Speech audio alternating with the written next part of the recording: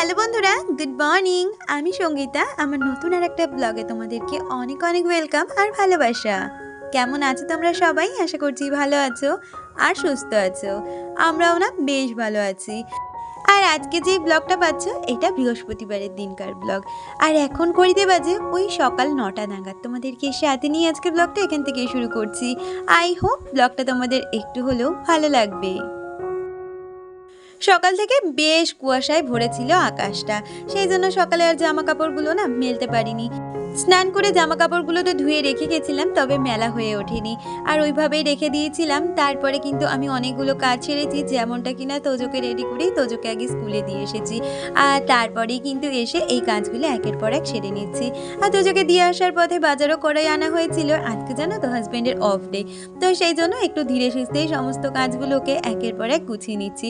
প্রতিদিনের যে জামা কাপড়গুলো থাকে সেগুলো এখন মেলে নিচ্ছি। আর দেখো আজকে তো বেশিরভাগ জামা কাপড় বলতে পারো তোজোরই রয়েছে। আমার এখন শীতের সময় না জামা কাপড়ের ইয়েটা অনেকটা কমে গেছে।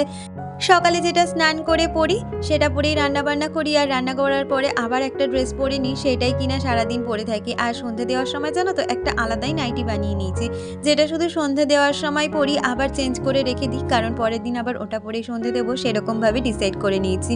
নাহলে প্রতিদিন না এত জামা কাপড় কাচতে হয়। গরমের সময় হয়তো অসুবিধা হয় না, কিন্তু শীতের সময় কাচাকুচি করতে বলতে পারো অনেকটাই কষ্ট হয়। তো যাই হোক, এদিকে কথা বলতে বলতে সোজা চলে এসেছি কিন্তু এই ঘরটা গুছিয়ে নিতে। আজকে দুষ্টুকে বললাম আজকে তো একটু দেরি হয়ে গেছে, সে কারণে তুই একটু ওই ঘরে আজকে পড়ে নে, আমি ভাইকে দিয়ে এসে তারপরে সমস্তটা গুছিয়ে নেব।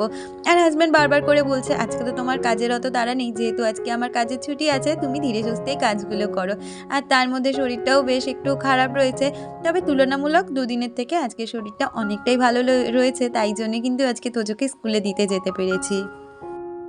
আমাকে অনামিকা কমেন্ট করেছে, অনামিকা লিখেছে সেকেন্ড টার্ম এক্সাম চলছে তাই কন্টিনিউ করতে পারছি না তোমার ব্লগ, তবুও সময় করে দেখে নিচ্ছি মাঝে মধ্যে। থ্যাংক ইউ অনামিকা। নিশ্চয়ই তোমাদের কাজ আগে, বাচ্চাদের পড়াশোনা আগে, তারপরেই কিন্তু আমার ব্লগ। তবুও যে তোমরা আমাকে এতটা ভালোবাসা দিয়ে তোমাদের সুবিধা মতন আমার ব্লগ দেখছো, সাথে এই সুন্দর সুন্দর কমেন্টগুলো করছো, এটাই আমার কাছে কিন্তু অনেকটা বড় পাওয়া। জানো তো আমার কি মনে হয়, এই যে মাঝে মধ্যে তোজোর তো এক্সাম চলে আসছে, সাথে দুষ্টুরও, আমিও ভাবছি কি যে ওদের এক্সামের সময় আমি কি করে ব্লগ দেব। কারণ আমার মনে হয় কি বাচ্চাদের থেকে পড়াশোনা না বেশি আমরাই করি। আমি তো সারাদিন তোদের খাতা ভরে ভরে লিখে যাচ্ছি, শুধু ও কখন পড়বে তার অপেক্ষায়।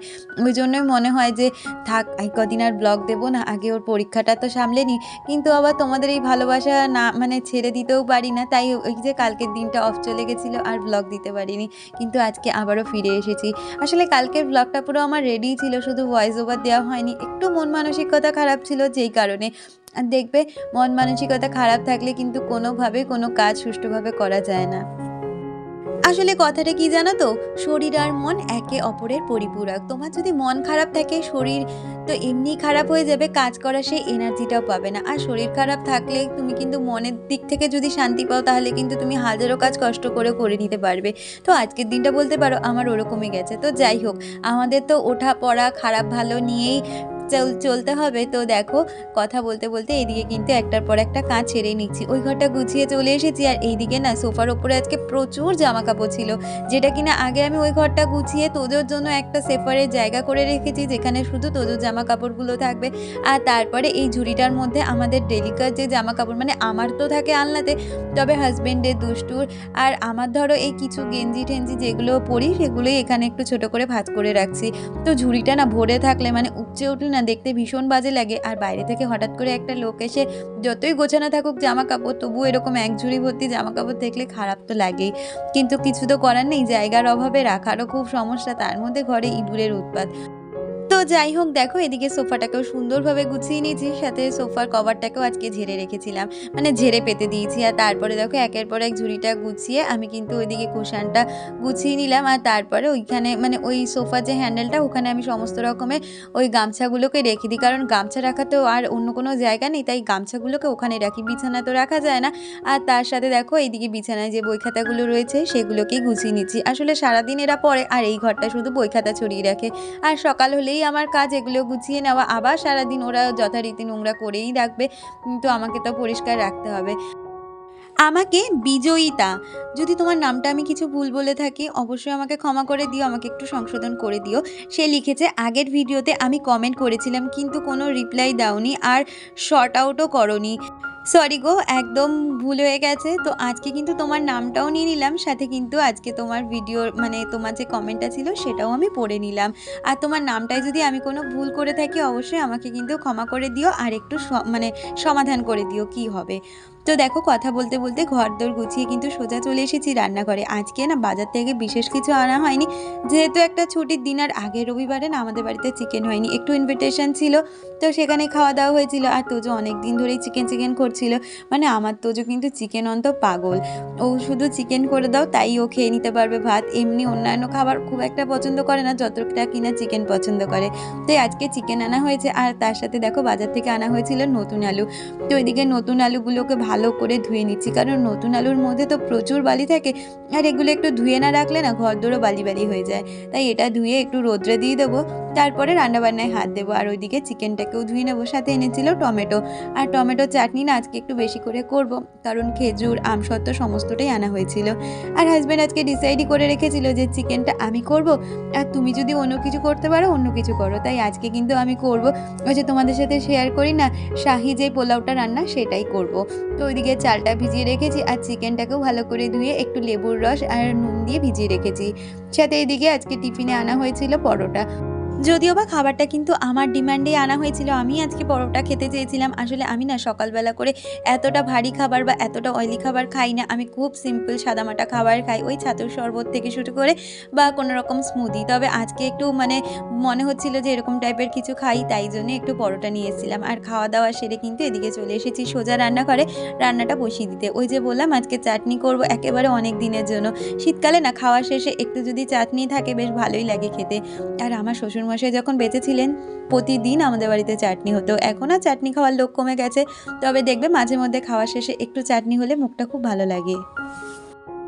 ওইদিকে চাটনিতে দেবো বলে একটু ভাজা মশলা করে নিয়েছিলাম, যেটা কিনা পাঁচফোড়ন ভাজা, আর ওইটা ভেজে তারপরে কড়াইতে তেল দিয়ে পাঁচফোড়নই মানে একটু ফোড়ন দিয়ে নিয়েছি। আর তারপরে টমেটোগুলোকে ভালো করে নুন হলুদ দিয়ে সিদ্ধ করে নিয়েছি। আর আজকে দেখো ওই যে বললাম কাজু কিশমিশ তার সাথে খেজুর আমসত্ত্ব সমস্ত দিয়ে একটু বেশি করে চাটনি করে রাখবো 1 সপ্তাহ মতন, যাতে চলে সেই রকমভাবে।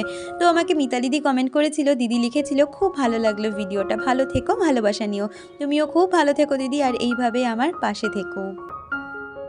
আর লিলি আমাকে কমেন্ট করেছিলে, লিলি লিখেছিলে, বোন আমি অনেক আগে থেকেই তোমার ব্লগ দেখি, আমি তোমার পুরনো সাবস্ক্রাইবার, তোমার ব্লগ আমার খুব ভালো লাগে, ভগবানের কাছে প্রে করি তোমার যেন খুব তাড়াতাড়ি একটা ভালো বাড়ি হয়, তুমি এইভাবেই ভালো করে ব্লগ করে যাও, keep it up. Thank you so much দিদি। এই যে বলি না তোমরা যে আমাকে এত সুন্দর সুন্দর মেসেজ দাও, আমার কাছে মনে হয় কি ভগবানের দূত হিসেবে তোমরাই হয়তো আমার কাছে এই বার্তাগুলো পৌঁছে দেয়। তো থ্যাংক ইউ সো মাচ দিদি, তুমি আশীর্বাদ করো যাতে আমার মনের ইচ্ছা খুব তাড়াতাড়ি পূরণ হয়। আর এদিকে কথা বলতে বলতে দেখো আমি এদিকে কিন্তু যে বাদশাহী বা শাহী পোলাওটা করি সেটাই রান্না করে নিয়েছি। প্রথমে কিন্তু ভাতের চালটা কিন্তু রান্না করে নিয়েছি ভাত হিসেবে, ওই যে ধরো 70 থেকে 80% সিদ্ধ করে নিয়েছি। আর আজকে না দুটো কালার একভাবে মানে একসাথে করছি, অন্যান্য দিন পুরো হলুদ করি, তবে আজকে সাদা হলুদ দুটো মিশিয়ে করছি। তো ভাতটা রান্না করে কড়াইয়ের মধ্যে কিন্তু ঘি বাটার আর সাদা তেল দিয়ে দিয়েছিলাম, তার মধ্যে কাজু কিশমিশগুলো ভেজে নিয়েছি, আর তার মধ্যে কিন্তু গরম মশলাও দিয়েছিলাম। আর ওইটা ভাজা ভাজা হয়ে গেলে তারপরে কিন্তু প্রথমে সাদা চালটা দিয়েছিলাম, মানে সাদা ভাতটা, আর তারপরে হলুদ ভাতটা দিয়ে ভালো করে মিলিয়ে নিয়েছি। আর তার মধ্যে কিন্তু নুন মিষ্টি গোলাপ জল কেওড়া জল আর দিয়েছিলাম একটু কিন্তু মিঠা আতর। আর এইভাবে পোলাওটা করে দিলেও তোমরা ট্রাই করে দেখো, ভীষণ সুন্দর খেতে হয়, একদম ডিফারেন্টভাবে।